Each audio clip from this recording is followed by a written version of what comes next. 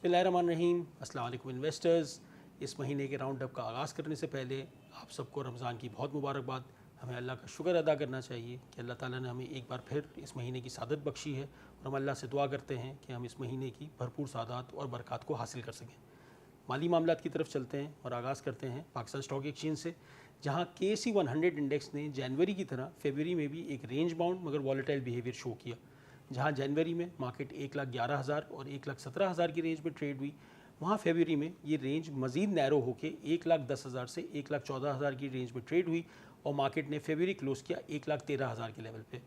ये 2 महीने की परफॉर्मेंस को हम कंसोलिडेशन के तौर पे देखते हैं, क्योंकि अक्टूबर से दिसंबर 2024 के बीच में मार्केट ने एक सिग्निफिकेंट 42% का रिटर्न दिया था। इस कंसोलिडेशन फेज से बाहर आने के लिए उमूमी तौर पे मार्केट को ट्रिगर्स की ज़रूरत होती है। एक सवाल जो अक्सर इन्वेस्टर्स हमसे पूछते हैं कि क्या रमज़ान के महीने में शॉर्टर वर्किंग आवर्स की वजह से कोई ट्रिगर्स अगर डेवलप हो भी जाएँ तो क्या वो पूरी तरह मार्केट में रिफ्लेक्ट होते हैं।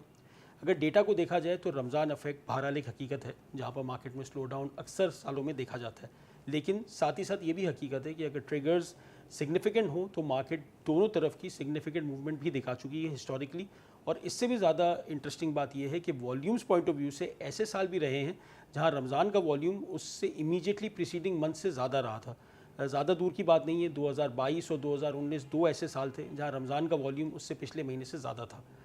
अब आ जाते हैं उन ट्रिगर्स पे जो इस रमज़ान में इस तरह की डेवलपमेंट्स का तयन करेंगे। सबसे पहला ट्रिगर है IMF की एक टीम आज 3 मार्च है पाकिस्तान पहुंच चुकी है और हुकूमत पाकिस्तान के साथ मुज़ाकरात शुरू हो चुके हैं, जहां पर उनका जो रेगुलर रिव्यू है वो अब जारी रहेगा अगले 1 से 1.5 हफ्ते तक।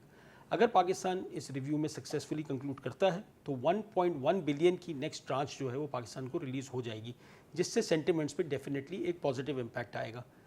इन पॉजिटिव इम्पैक्ट्स को मज़ीद सपोर्ट मिलेगा अगर पाकिस्तान के IMF के साथ एक और टॉपिक पे जो मुज़ाकरात चल रहे हैं वो है क्लाइमेट फाइनेंसिंग। न्यूज़ रिपोर्ट्स के मुताबिक अगर क्लाइमेट फाइनेंसिंग के मुज़ाकरात कामयाबी से कंक्लूड होते हैं तो पाकिस्तान को मज़ीद 1 से 1.5 अरब डॉलर के इनफ्लोज़ रिसीव होंगे। वैसे तो IMF के फ़्लोज़ पाकिस्तान के लिए हर वक्त ही अहमियत के हामिल होते हैं, बट अगर आप रीसेंट डेज़ में बैलेंस ऑफ पेमेंट का ट्रेंड देखें तो पिछले 2 महीने में बैलेंस ऑफ पेमेंट नेगेटिव आया है।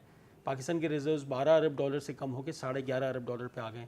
ये नंबर्स बज़ाते ख़ुद को इतने बहुत ज़्यादा कंसर्निंग तो नहीं है, बट अगर IMF की ये ट्रांचेस मटीरियलाइज हो जाती हैं तो इससे सेंटिमेंट पे डेफिनेटली एक अच्छा असर पड़ेगा और ये चीज़ करेंसी मार्केट में रिफ्लेक्ट होगी। जो पिछले 1 से 1.5 साल में हम देख रहे हैं कि करेंसी मार्केट काफ़ी स्टेबल रही है, तो उसको मज़ीद सपोर्ट मिलेगी।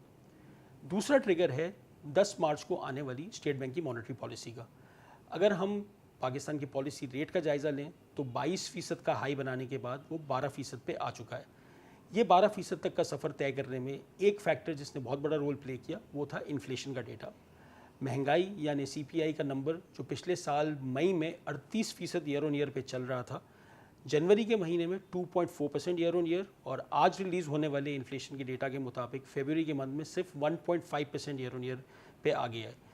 ये डेटा इसके साथ अगर हम इंटरनेशनल ऑयल में जो वीक ट्रेंड्स चल रहे हैं उसको कंबाइन करें तो हमें नज़र आता है कि स्टेट बैंक के पास रूम तो है इंटरेस्ट रेट्स कट करने का, बट एक्सटर्नल अकाउंट को देखते हुए IMF के साथ जारी मुज़ाकरात को देखते हुए बहुत इंपॉर्टेंट होगा ना सिर्फ ये कि स्टेट बैंक का डिसीजन देखना कि इस महीने की मॉनेटरी पॉलिसी में क्या आता है, साथ ही साथ उनकी जो कमेंट्री और आउटलुक है वो भी इतनी ही अहमियत का हामिल होगा। इन सारे मैक्रो फैक्टर्स को कंबाइन करते हुए अगर हम फंड वाइड डिस्कशन पे जाएँ तो जैसे जैसे हम माली साल के अख्ताम की तरफ बढ़ रहे हैं, बहुत ज़रूरी है कि हम इन्वेस्टर्स को याद दहानी कराएं पेंशन फंड्स की। गवर्नमेंट ऑफ पाकिस्तान ने एक बहुत लॉन्ग टर्म इन्वेस्टमेंट्स को सपोर्ट करने के लिए एक बहुत ही अट्रैक्टिव स्कीम जो कि VPS या पेंशन फंड कहलाता है, वो स्पेस एक दी हुई है जिसके अंदर इन्वेस्टर्स इन्वेस्ट करते हुए ना सिर्फ अंडरलाइंग एसेट क्लासेस के रिटर्न का फ़ायदा उठाते हैं बल्कि अपनी टैक्सेबल इनकम के 20% तक के अमाउंट पे टैक्स रिबेट भी क्लेम कर सकते हैं। ये एक ऐसा एवेन्यू है जहाँ पर आप टैक्स एफिशिएंट तरीके से अपने एसेट क्लासेस में एक्सपोजर ले सकते हैं।